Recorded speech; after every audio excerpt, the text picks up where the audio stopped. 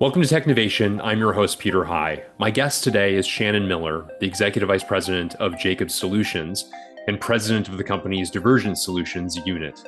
Jacobs is a nearly $15 billion revenue company that provides engineering, technical, professional, and construction services, as well as scientific and specialty consulting.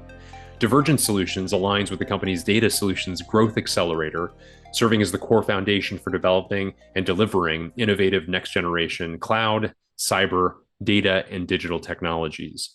Shannon has spent 25 years with the company, and prior roles have included posts as Chief Growth Officer and as Senior Vice President of Risk Management and Talent Experience. I look forward to learning more about her journey and, by extension, the future of Jacobs. And I welcome Shannon Miller now. Welcome to Technovation. It's great to speak with you today. Thanks for having me, Peter. I'm really excited to be with you today. Great. Well, Shannon, I perhaps we should begin with Jacobs Solutions. For those who may be less familiar with it, can you provide an overview of the company's business, please? Yeah, for sure. So you got some of our facts and figures right. We're about $15 billion in annual revenue, and we have 60,000 people across Jacobs all around the world. And as you said, we provide a full spectrum of professional services, consulting, technical, scientific. We do construction as well. And we operate both in the government sector and private sector.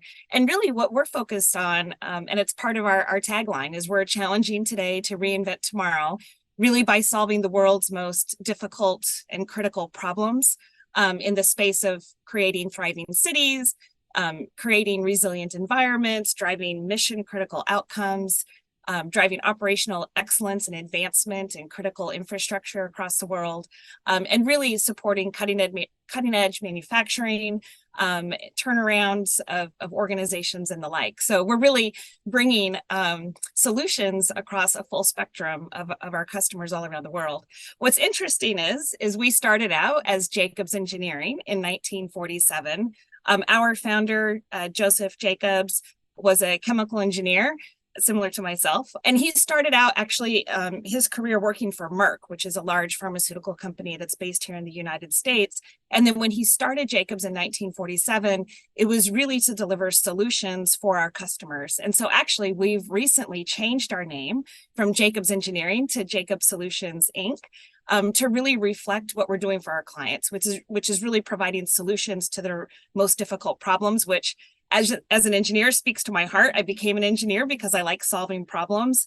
And now we've really, put that emphasis on solving problems for our customers, regardless of what industry they're in or what part of the world they're operating in. And take a moment, if you would, Shannon, to describe Divergent Solutions, the unit that you're the president of. What does it entail? Yeah, so Divergent Solutions, we just launched this year. And really, we're responsible for helping deliver creative and innovative next generation cloud, cyber, data, and digital solutions through our different lines of business and go-to-market strategies. So Jacobs, I guess more broadly, we're aligned around critical infrastructure, so people and places solutions, which is everything around transportation, water, health and life sciences. And then we're also aligned around critical mission solutions, which is driving outcomes for our government sector, whether that's with nuclear, aerospace, and the like. And so Divergent sort of sits at the heart of that. So we're going to market through people and places solutions. We're going to market through critical mission solutions to help provide those digital and data enabled solutions for our customers across all of those industries. And then we also serve specifically the intelligence community. So that's where we're leveraging our cyber capabilities to support national security initiatives across a full spectrum of customers, both here in the US and abroad. And so within that, we're sort of organized around that cyber and intelligence space.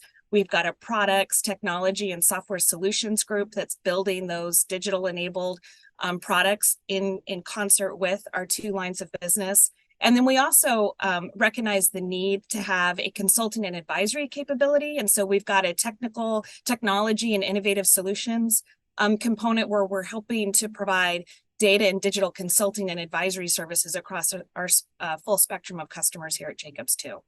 So interesting, Shannon. Thank you for that overview. And interesting that it's just months old in essence, and yet has a sort of significant purview across the organization as well. You've described it in past conversations we've had as a startup within a behemoth. And I wonder if you could talk a bit about how it was pulled together. It's as I say, there's a lot to it. Presumably, a lot of it was there in parts and pieces, perhaps brought together centrally. Talk a bit about that evolution, if you would. Yeah, for sure. So it does feel like a really big startup in an organization. As I said, we were founded in 1947. So we're 75 years old and delivering, and solving problems for our customers. So Divergent was really ideated when we put together our strategy last year at the beginning of 2022. And what we looked at as an enterprise is how do we really address some of these key macro trends that all of our customers are facing, regardless of where they are in the world, what industry they're operating in, or what specific solutions they're offering their customers. And that's really kind of two big buckets. One is around climate response, and that's everything around sustainable energy, helping solve for water challenges, providing clean water around the world, et cetera. So like this entire macro trend around climate response. And the second is the need to have data-enabled solutions within their plants or facilities, or how they leverage digital and data products to ultimately drive whatever outcome or mission they have as an organization. And so within those two sort of spheres, we recognize that although our underlying premise doesn't change, that we have vast and deep domain experience with our customers. That's what we've been doing for 75 years in all the areas that we've operated in, that there could be a real competitive advantage to bringing people together within our organization, focusing them on ideating, solutions that we can drive at scale across, entire industries and sectors, focused on those key accelerators being data solutions, driving climate response, that we felt that would really help enable speed to market and help solve our customers' problems even more quickly, efficiently, and effectively. I want to call it like pulling everything out of the cupboards. We have all of these great technologists and subject matter experts within the company. We've made some amazing acquisitions in recent years. One of them is Blacklinks, which is tied very directly to national security challenges. And the other is Streetlight Data, which is enabling transportation data here in the United States. And so we've taken not only some of that expertise from recent acquisitions, but deep domain experts within the organization, as well as our 3,500 cyber professionals that we have. And we've pulled them together, and we're creating our new operating unit, which is Divergent Solutions. So it's interesting because we've got this foundation of work and a portfolio of work that we do specifically in the intelligence community. And then we've already had pockets where we've been building digital and data solutions within Jacobs. And now we've just really pulled it together to drive that focus and drive scale and speed of scale with those solutions that we've developed.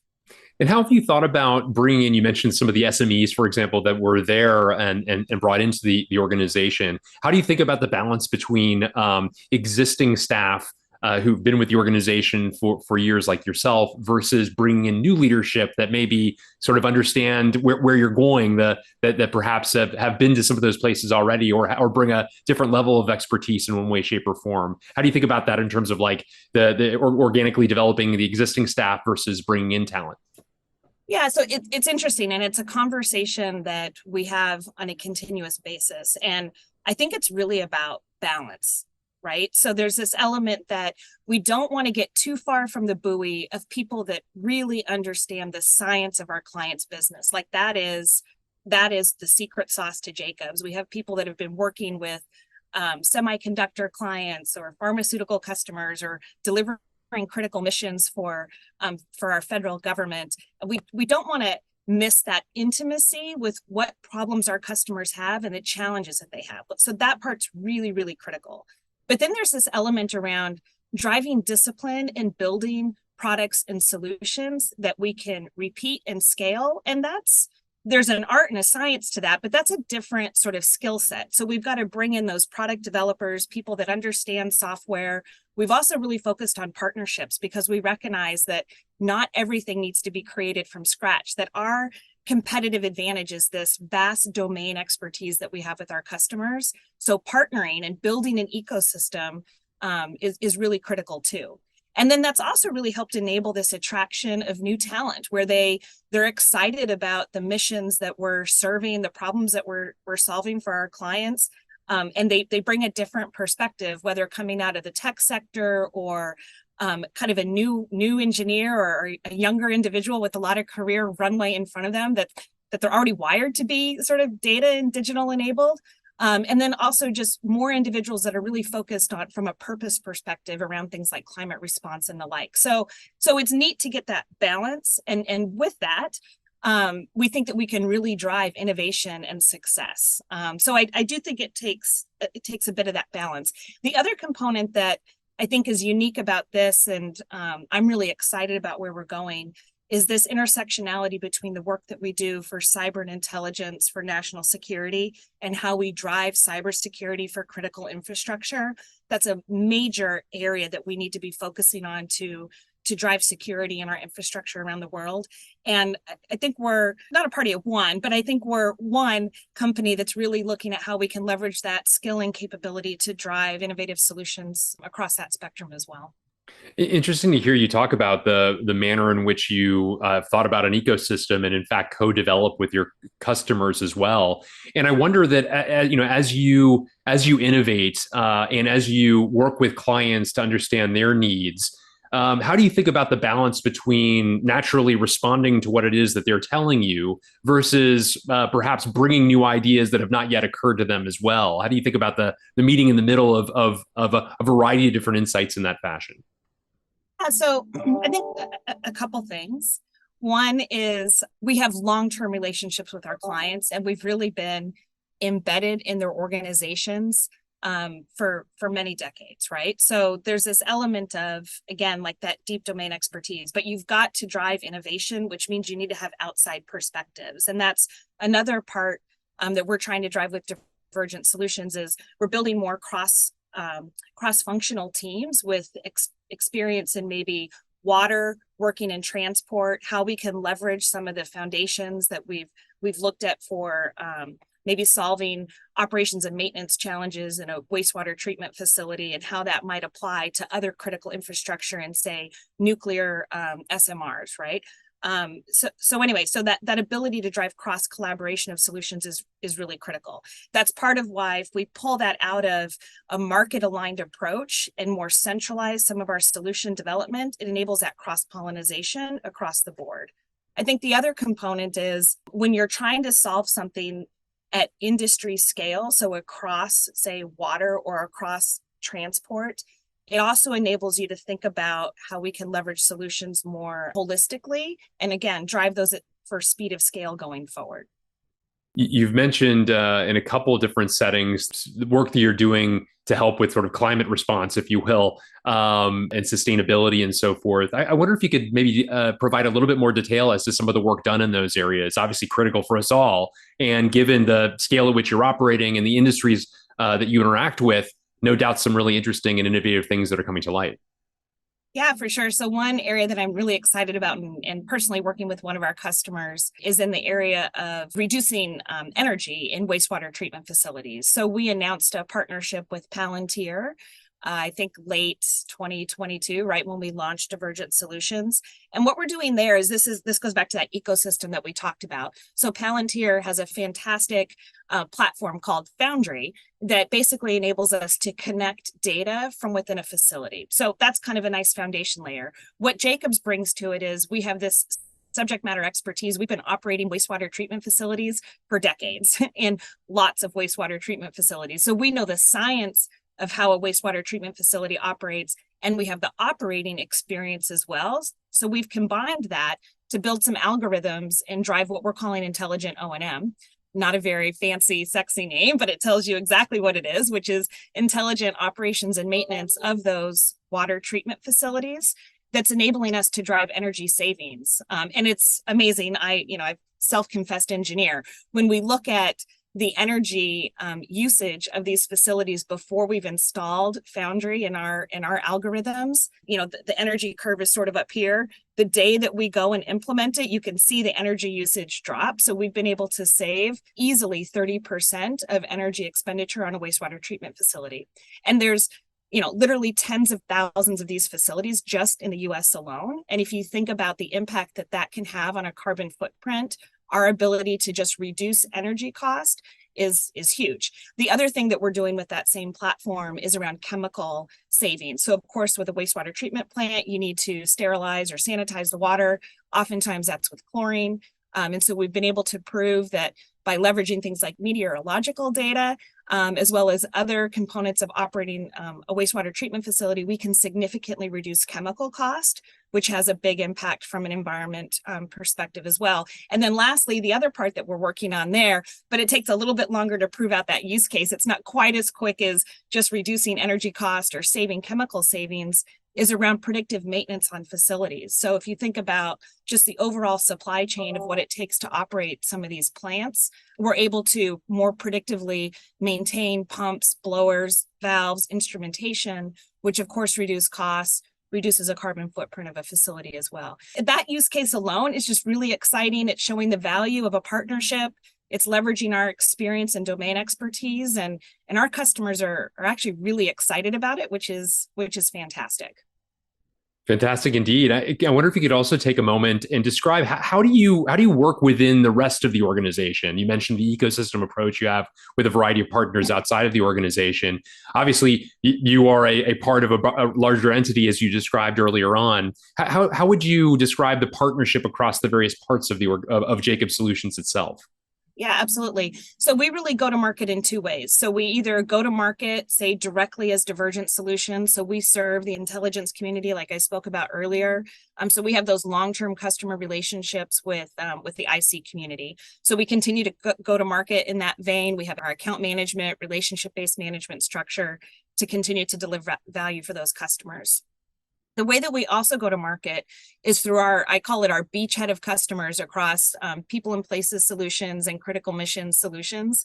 So of a company of about 60,000 people, we've only pulled together about 4,000 people within Divergent Solutions. So we go to market through those channels in P&PS and in people and places solutions and critical mission solutions, where they're focused on their customers. So we haven't changed our sales model at all. We are still a client-centric organization. We have account managers across the organization that are focused on delivering value for their clients, and this gives them another channel to deliver value to those customers. So it actually works really well. It's really more of just a solidification of our existing business model and how we go to market. It just gives us this opportunity to really drive focus, scale, and translatability from industry to industry or geography to geography by having Divergent Solutions sit in between our two lines of business.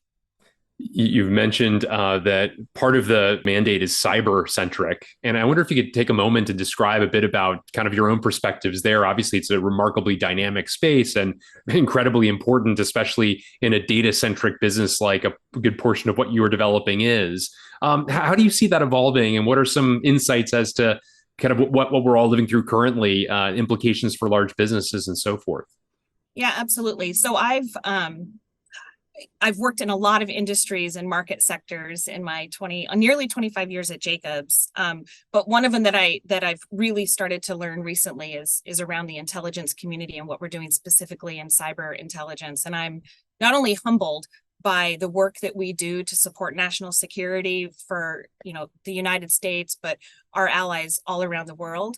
But the amount of innovation that goes on when solving some of these national security challenges it's amazing to see, and to see some of those developments that have come out of the intelligence community and that translatability into critical infrastructure, the public sector more broadly, and then how that's picked up in the commercial realm. And so this intersectionality around innovating to drive things around national security, some of our federal programs, then how that can translate out to support our customers more broadly is really kind of an interesting area to drive innovation and value. So that's kind of cool in a lot of ways. When you look at it, securing critical infrastructure, if you just think about water, is really, really important. And the threats are increasing constantly, right? The bad actor is innovating just as much as we're trying to innovate for good. And staying ahead of that is really, really important. I think we have a responsibility as a society to be protecting our critical infrastructure and not even just our most vulnerable people, obviously, but just people at large, to ensure that they have things like clean water, that they operate in a safe environment, et cetera. And so this really gives us an opportunity to help drive that agenda through our work as a corporation, to drive policy, to ensure that we're leveraging all of our know-how and expertise to drive security across things like critical infrastructure, life sciences, our broader supply chain, et cetera. So that's it's actually a really exciting opportunity to do some good long term. It certainly sounds like it. Speaking of long term, I wonder if you could talk a bit about the trends that excite you as you look to the future, or as you think, let's say, 2 or 3 years out. What are some things that are starting to make their way onto your roadmap that particularly excite you? Yeah, so one thing that gets me going is I'll just pick one data point. We recently, well, maybe not so recently anymore, we acquired a company called BlackLynx in November of 2021, if I get my dates right. And so they've been doing a lot of work in the intelligence community around computing on the edge, and their ability to capture data and analyze data is really years ahead of the competition. So they've been doing some fantastic work there. And then I've been working with some of our great and super smart people in that acquisition for how we might, leverage that capability for climate change. So being able to process things like weather data to help with flood modeling and driving some solutions around how we provide better resilience for our communities around the world. So that's kind of like one exciting thing that we were kicking around. Like maybe there's a possibility that we could help eliminate Category 5 hurricanes in Florida if we can process weather data, temperature data at the speed that we do some other things for some other customers. Maybe there's an opportunity to drive some real innovation there. I don't think that's going to happen tomorrow, Peter. But I do think when we think big like that, great things will happen. So again, I think it's this intersection between what we're doing from a cyber perspective and how we can drive things like climate response. I think there's going to be some great solutions that we're going to co-create with our customers all around the world. Well, we'll stay tuned to see some of that come to life, I'm sure. Shannon, I also wanted to ask you, as somebody who's had multiple consequential roles across Jacobs, across your multiple decades now with the organization, and you reflect on the rise in your career, what have been some of the difference makers along the way, perhaps tuned towards advice for others who might wish to walk in your footsteps? Yeah, for sure. So I think there's two things that have always gotten me going. I do, like I said earlier, I love solving problems, and I've always seen every role is looking for something to learn. So my advice to my own self, even at this point in my career, is with every career step, every job you consider, make sure that you're doing something that is a learning opportunity, that it not only builds on experience and capability that you have, the value that you bring to the role, but make sure that there's something that you can learn from it. And you just really don't know where that's going to take you. If you would have asked me 20 years ago, as somebody who was working on projects in the consumer products world, if I would have spent 3 years working in human resources, figuring out how we attract talent in different ways and upskill and reskill talent and do succession planning and in new and exciting ways, for a company the size of ours, I would have laughed at you. I would have said, "There's no way I'm gonna go work in human resources." Or being able to partner with our board of directors to drive things like enterprise risk management and a new view of looking at risk, not only as mitigating the downside, but the opportunistic upside. I also would have sort of probably said, I don't see that in my career path. But with every step, I really just looked at opportunities to learn something new. The other thing, now that I really look back, is I personally, I really have loved just dealing with things with change. Maybe that's why I became a chemical engineer. I love thermodynamics. That's just in my heart and soul. And so I've always looked for opportunities that, if you're going to insert energy into something, you want something to be on a better state on the other side of it. And so I've always looked for those transformational type roles, which have been kind of really exciting. I guess the last bit, because you kind of said on the veins of things like career advice, I've just had some fantastic mentors, sponsors, and coaches throughout my career, and just, some lifelong friends as a result of it. But really having a couple people that kind of deeply understand your capabilities, your passion, what gets you to jump out of bed in the morning, but also the areas that maybe you're not the best gal to pick up the phone and call and ask to do something, is really, really important. And they've stretched me. They've they've advocated for me and have helped me get really unique opportunities, and I'm very grateful for that. So anyway, just a few things. Maybe. Are those mentors and coaches, have they tended to be colleagues of yours? Or are they people in your personal life, or some combination, if you don't mind my asking?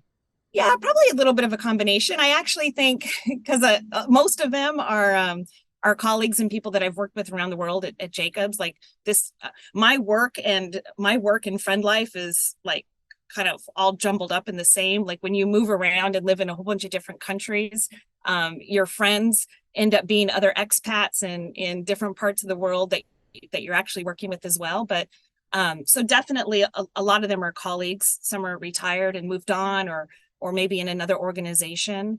I'm also extremely grateful for my parents and everything that they've done for me. I consider my mom and dad really great mentors and coaches also. I'm always surprised how much my dad really pays attention to what I do. And he goes home at night and he thinks about something, and then he'll call me the next day. And he's really invested in my success, which is awesome too. So that's great. Well, Shannon, thank you so much for joining me today. It's been great to learn more about your own remarkable career journey, as well as some of the fascinating things that you're doing through Divergent Solutions at Jacobs. I really appreciate the stimulating conversation. Thank you, Peter. I appreciate your time too. Thank you for the opportunity to share our story. My pleasure.